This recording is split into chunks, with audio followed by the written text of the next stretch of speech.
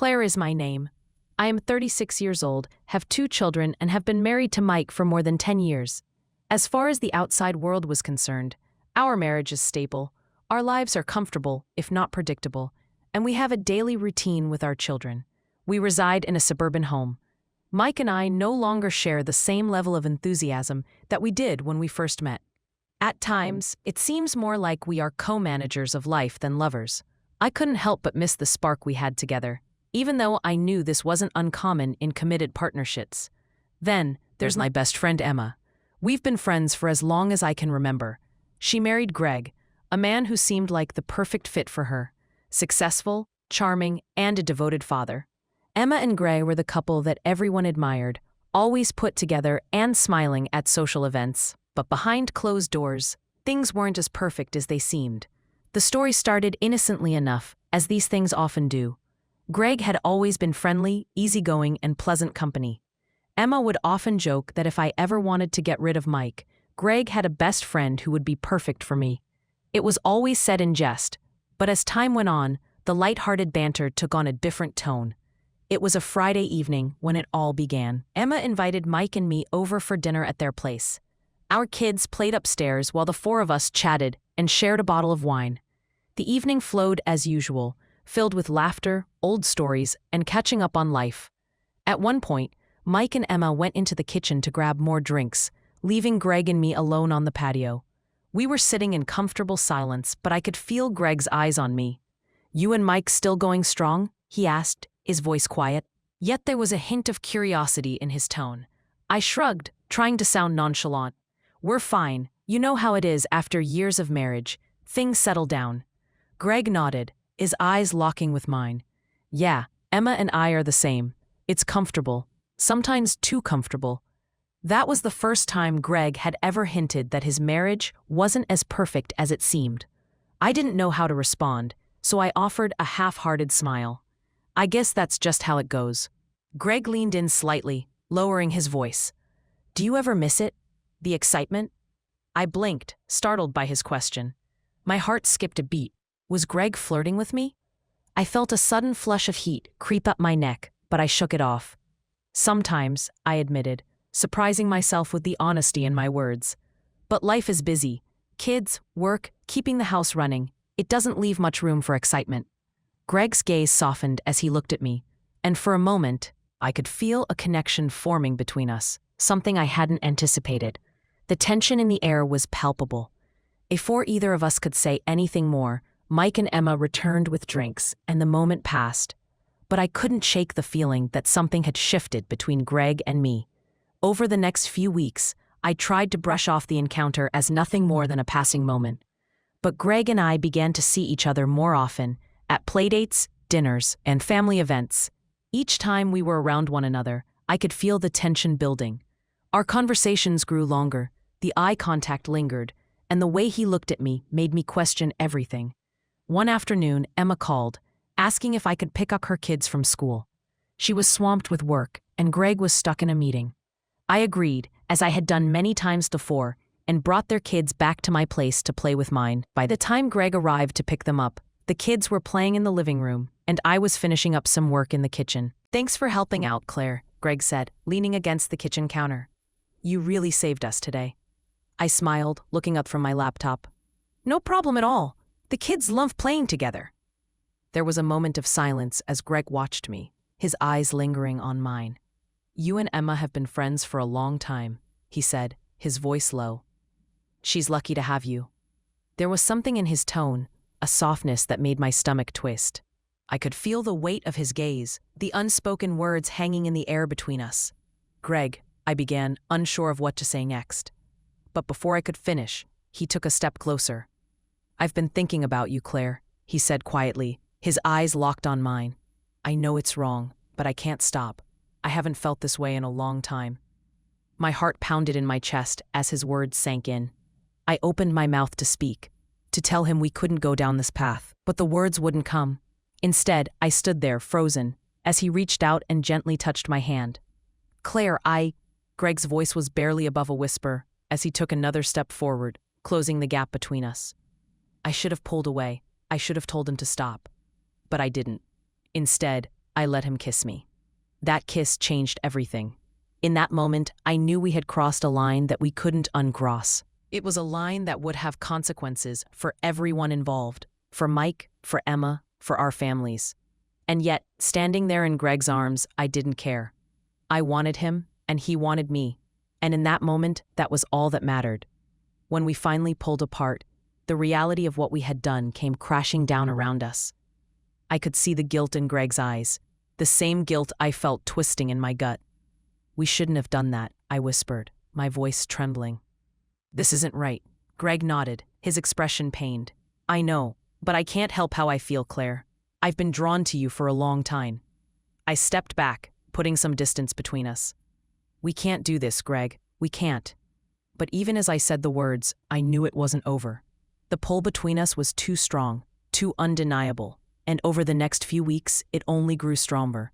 We began texting each other, finding excuses to see one another, and eventually, we gave in to the temptation. We started an affair. The affair lasted for months, hidden in the shadows of our lives. We would meet in secret, at hotels, in Greg's car, even at my house when Mike was away. Every time we were together, it felt like we were walking on a knife's edge, knowing that one wrong move could expose everything. But the secrecy only added to the excitement, the thrill of sneaking around, the stolen moments, the forbidden kisses. It all made me feel alive in a way I hadn't felt in years. Greg made me feel desired, wanted, and in those moments I didn't care about the consequences.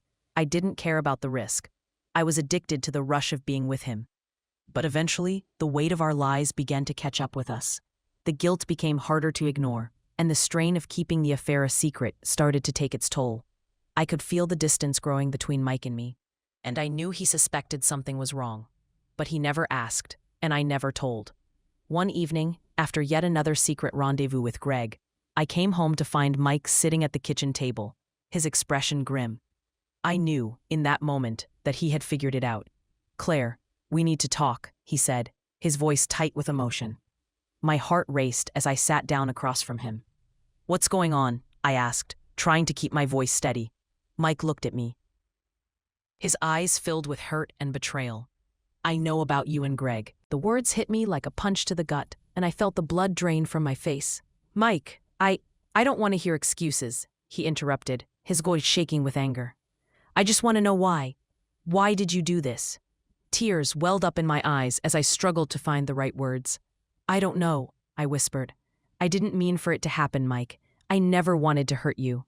Mike stared at me for a long moment before shaking his head. "It's too late for that, Claire. You've already hurt me." Mike's words echoed in my mind. I had hurt him, deeply. There was no undoing what had been done, and I felt the weight of my actions crushing me. I had betrayed my husband, the father of my children, and there was no way to sugarcoat it. The silence between us was thick, heavy with the unspoken words that hung in the air. I knew I needed to explain, but I didn't know where to begin. How could I explain something that even I didn't fully understand? "I never wanted to hurt you, Mike," I repeated softly, my voice trembling. "But things between us, they haven't been the same for a long time." Mike's expression softened slightly, but the pain in his eyes remained. "You could have talked to me, Claire. We could have worked through it together. Instead, you turned to Greg, my best friend. Do you have any idea how much that hurts?" Tears spilled down my cheeks as I nodded, guilt consuming me. I know it was wrong.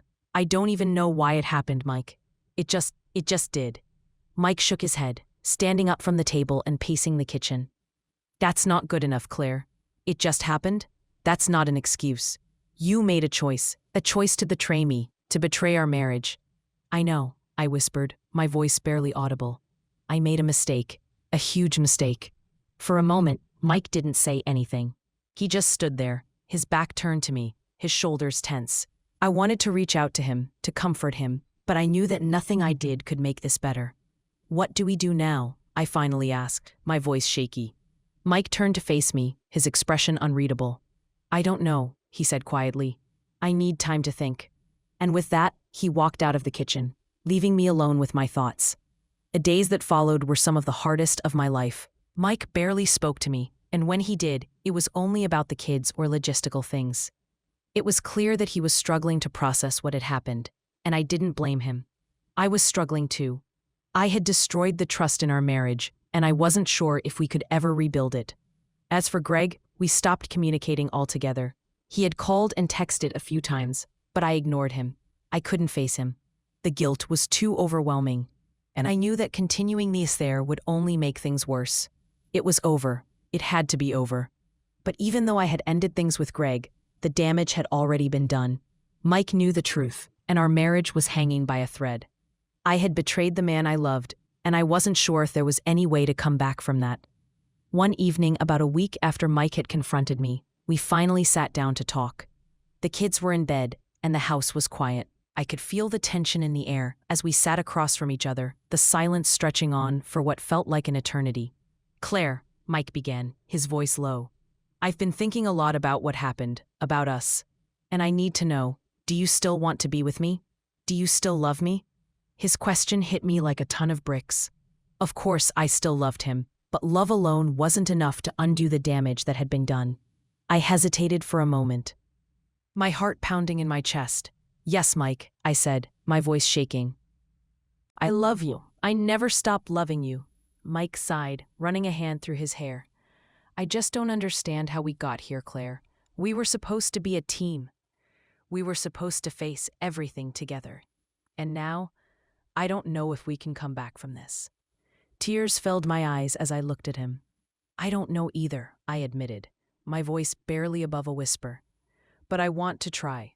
I want to fix this, Mike. I'm willing to do whatever it takes." Mike stared at me for a long moment, his expression unreadable. "I don't know if I can forgive you, Claire. I don't know if I can ever trust you again." The weight of his words hit me like a punch to the gut, and I felt my heart break all over again. "I know I don't deserve your forgiveness," I said, my voice trembling. "But I'm asking you to give me a chance to make things right." For a long time, Mike didn't say anything. He just sat there, staring at the floor, his hands clenched into fists. Finally, he spoke. "I'm willing to try," he said quietly. "But it's going to take time, Claire, a lot of time." Relief washed over me, and I nodded, tears streaming down my face. "I understand," I whispered. "I'll wait as long as it takes." In the weeks that followed, Mike and I worked hard to rebuild our relationship. It wasn't easy, and there were days when it felt like we were making no progress at all. But little by little, we began to talk more openly, to be more honest with each other about our feelings and our needs. We started going to couples therapy, and though the sessions were tough, they were also helpful. Mike was distant at first, and I knew it would take time for him to trust me again. But I was committed to doing whatever it took to repair the damage I had caused. I knew that our marriage would never be the same, but I was determined to make it stronger than it had been before. As for Greg and Emma, they eventually found out about the affair as well. Emma was devastated, and their marriage fell apart. I felt guilty for being a part of their downfall, but I couldn't change what had happened. All I could do was focus on my own relationship with Mike and hope that in time we could heal. Months passed, and though things were far from perfect, Mike and I slowly began to find our way back to each other. There were still moments of doubt, still days when the weight of the past felt too heavy to bear. But we were trying, both of us, and that was what mattered. One evening, as we sat on the porch, watching the sun set, Mike reached for my hand. I looked over at him, surprised by the gesture. "We've come a long way," he said quietly, his thumb brushing over the back of my hand. I nodded, tears filling my eyes. "We have. I'm not saying everything is fixed," he continued, "but I think we're getting there, slowly." I squeezed his hand, my heart swelling with gratitude. "Thank you," I whispered, "for giving us a chance." Mike smiled, a small, tentative smile that made my heart ache with love for him. "You're my wife, Claire, and despite everything, I still love you." Tears spilled down my cheeks as I leaned over and kissed him. A soft, gentle kiss that felt like the first step toward healing. It wasn't the end of our journey, but it was a new beginning, and for the first time in a long time, I felt hopeful about the future. In the end, I learned that love and trust are fragile things, easily broken, but not impossible to mend. It takes time, effort, and a willingness to face the darkest parts of yourself.